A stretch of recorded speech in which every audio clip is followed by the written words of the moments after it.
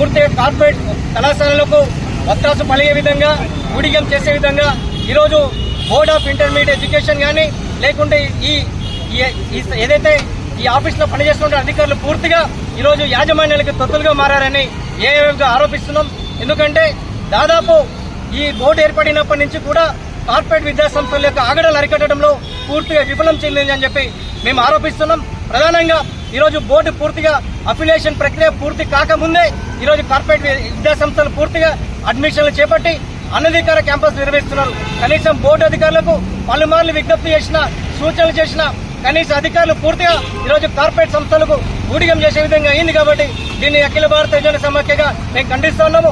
తక్షణమే ఏదైతే board affiliation లేనటువంటి కళాశాలలు ఉన్నాయో వాటిని తనిఖీలు చేపట్టాల్సిన అవసరం ఉంది. బోర్డు కార్యదర్శి గారే స్వయంగా రావాల్సిన అవసరం ఉంది. ఎందుకంటే కింది స్థాయి అధికార యంత్రాంగం ఈరోజు పూర్తిగా కార్పొరేట్ సంస్థలకు అనుకూలించే